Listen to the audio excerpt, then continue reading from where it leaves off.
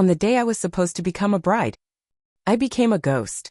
My sister walked down the aisle in my $12,000 wedding dress, holding hands with my fiancé, and everyone clapped, even my own mother. But they didn't know I had something they couldn't erase.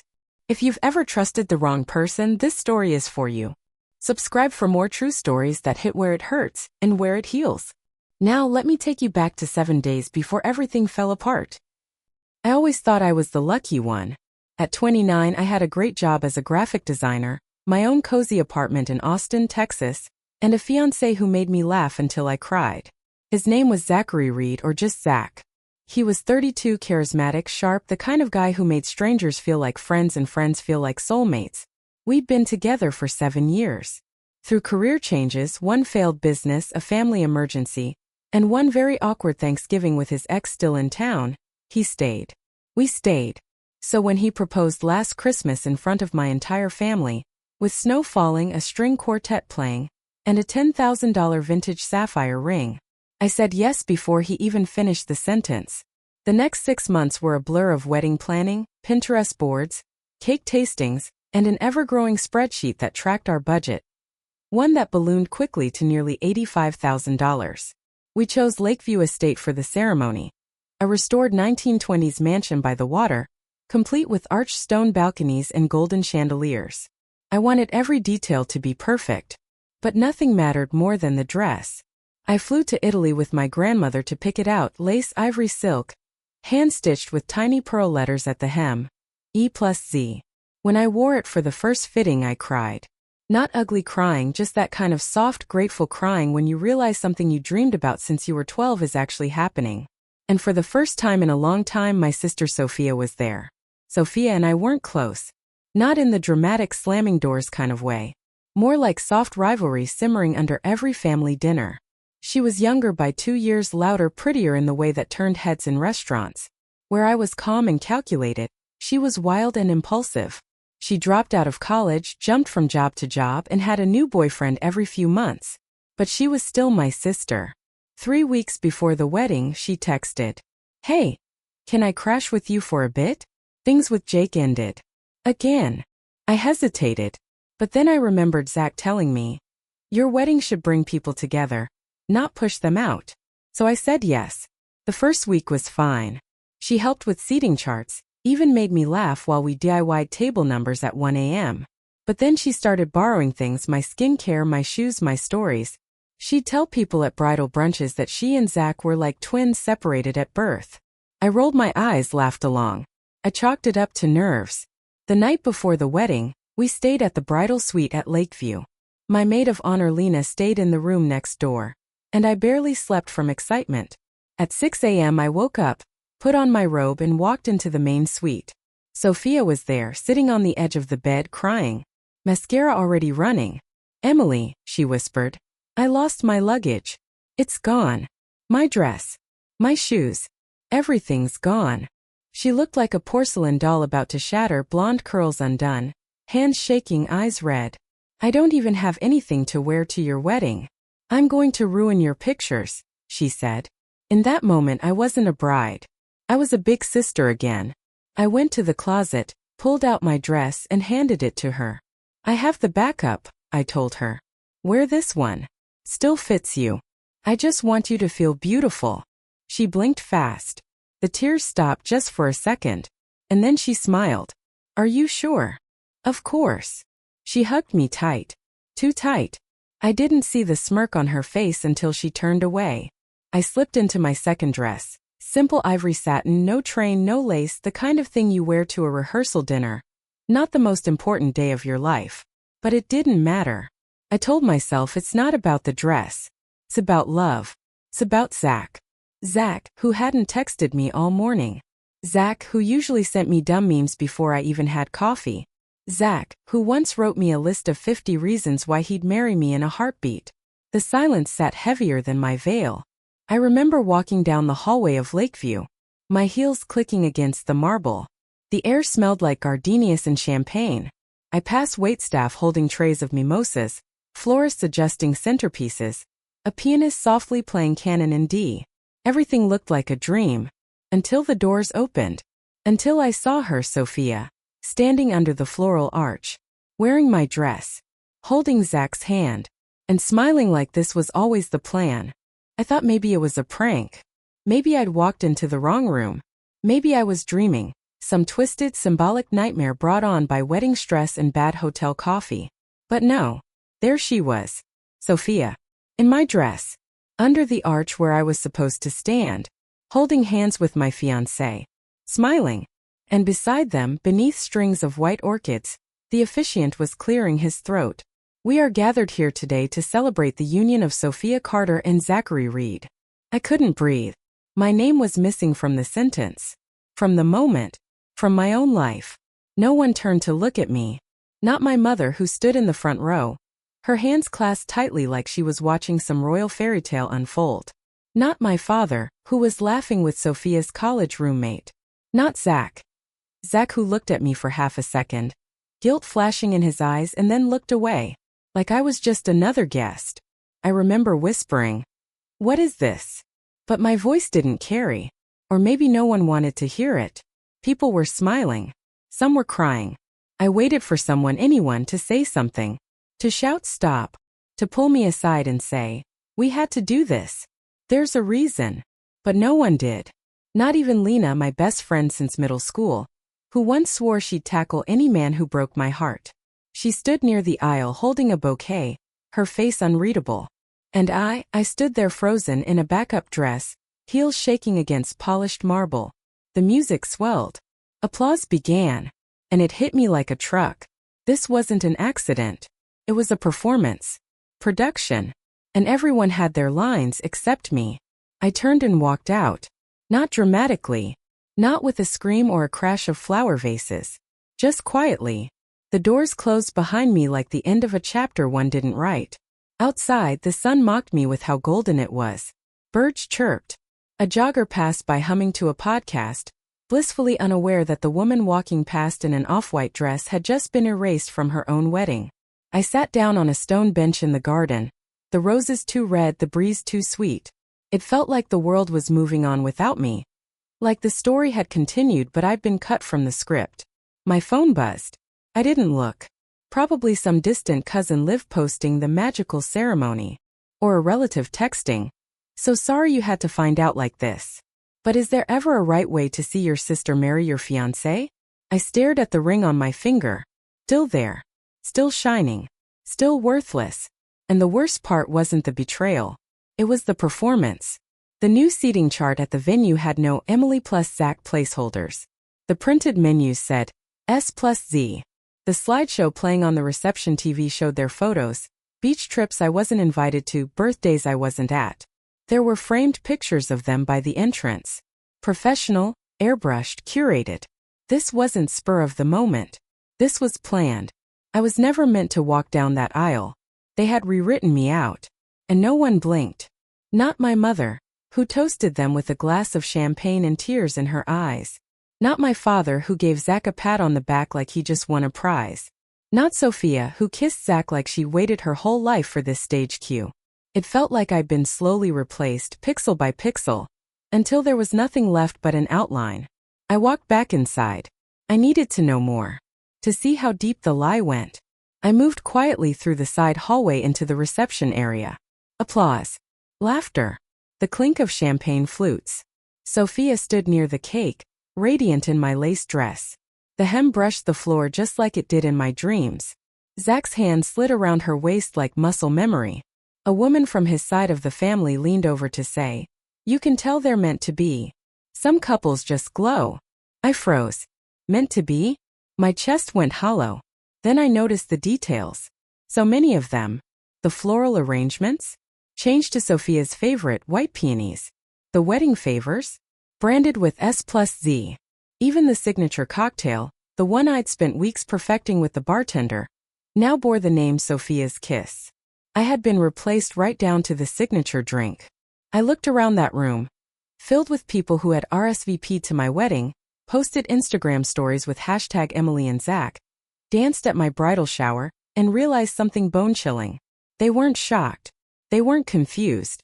They were celebrating. And suddenly, the betrayal didn't just belong to Zach or Sophia. It belonged to all of them. Every person who clapped when I was cut out. Every guest who smiled when my dress walked past them on the wrong bride. They had watched me vanish. And they didn't flinch. They say betrayal feels like a knife in the back. But they're wrong. Betrayal feels like applause. Loud. Relentless. Echoing through your chest like thunder you didn't see coming. I stood there, just past the edge of the ballroom, hidden behind a half-open door. Watching. They were raising glasses now. Toasting. Laughing. Dancing. And there she was, Sophia, spinning in my dress, her heels kicking up petals across the dance floor like confetti. Zach held her waist as if he'd never touched mine. As if I hadn't spent 7 years building a life with him, moment by moment. They didn't flinch. Not even when the DJ announced. A big round of applause for the newlyweds, Sophia and Zach. And the room roared. That's when I realized something even more devastating than the betrayal itself. This wasn't just their plan. This was the family's performance. And I had been the rehearsal. My mother, Vivian, stood near the dessert table, elegant in her lavender gown and pearl earrings. She looked straight at me. She saw me. No confusion. No guilt. She lifted her glass. And then she smiled. Not the kind of smile you give your daughter after her heart's been shattered. Not the kind that says, "I'm sorry." No. It was the same smug smile she gave Sophia when she won the spelling bee in 5th grade and I came in second. "Cheers, Emily." Her lips mouthed. I bit down so hard on the inside of my cheek I tasted blood. It wasn't just Sophia who'd stolen something. It was all of them. Every single person in that room had made a choice. To clap. To nod. To look the other way while my life got rewritten. My father, Richard, was chatting with Zach's uncle near the open bar. The man who once told me he'd walk me down the aisle with tears in his eyes now told jokes over whiskey like this was the best day of his life. And Lena, my maid of honor. She handed Sophia a second glass of champagne. I wanted to scream. To crash through the doors and shout, "This isn't real. I'm the bride. That's my dress." To demand answers. To demand shame. But I didn't. Because somewhere between the ceremony and the first dance, I'd realized the most painful truth of all. They weren't pretending not to know. They were pretending I had never existed. I pressed my back to the wall and slid down to the cold marble floor. My hands were shaking. But my mind? Crystal clear. The signs were all there, weren't they? The way Sophia was always around. Showing up early to planning meetings. Volunteering to taste test cakes with Zach. Offering to handle the photographer when I got overwhelmed. I thought she was helping. But now I knew better. The way Mom always defended her. Even when Sophia was 3 hours late to my engagement dinner.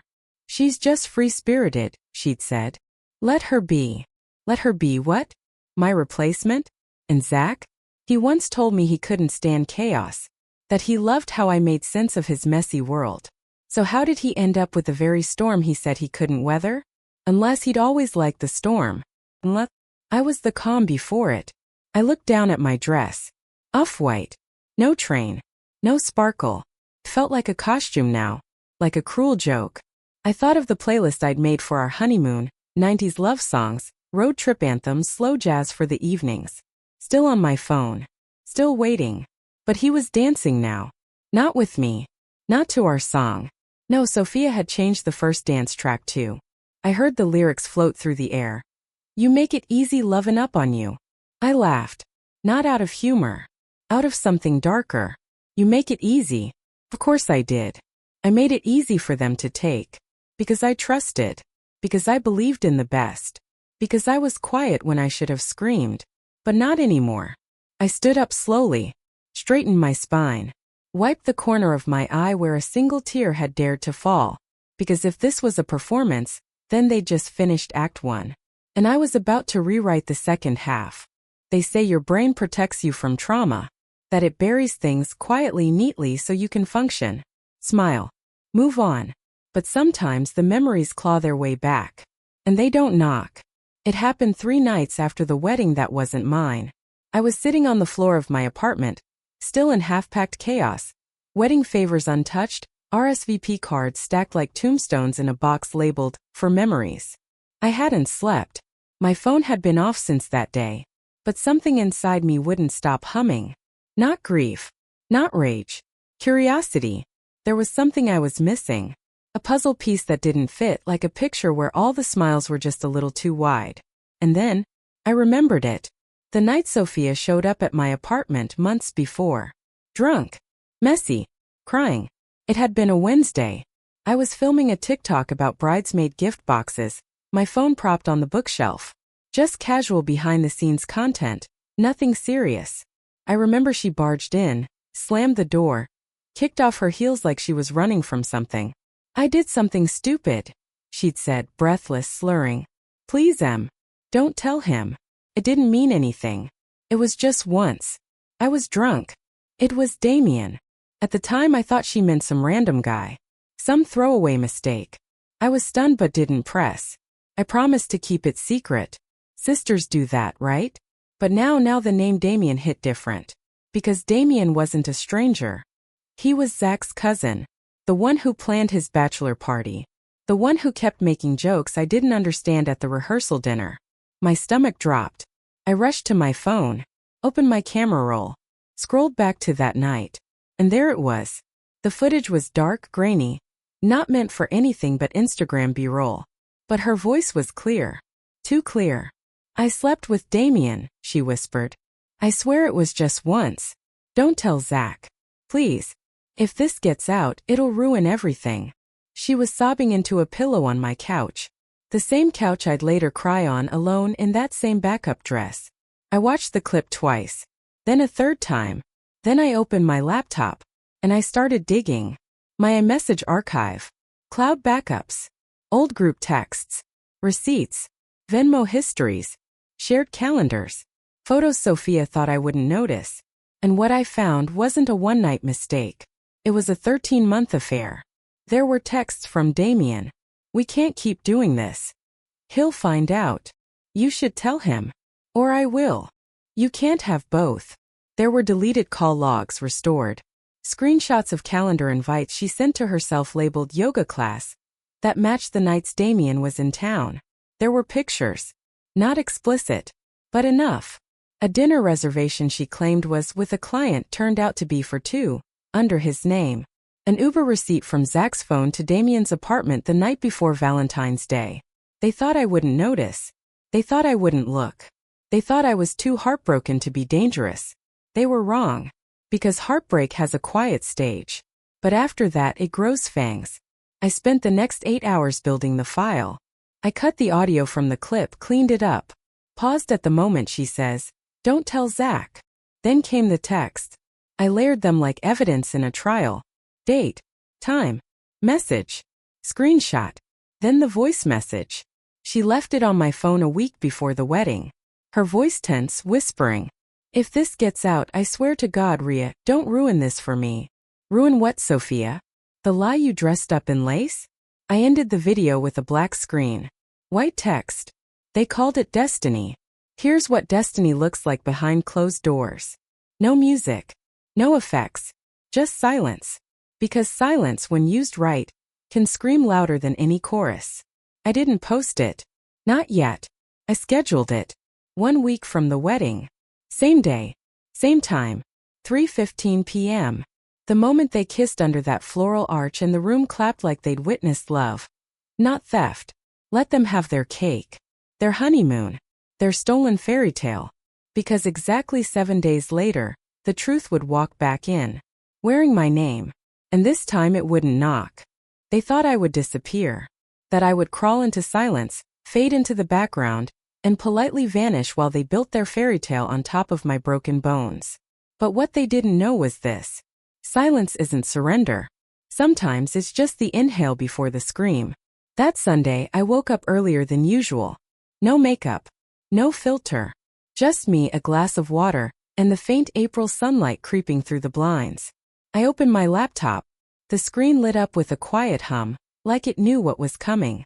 I stared at the file. Since I wasn't allowed to speak at my own wedding. It was only 2 minutes and 49 seconds long. Short enough to be shared.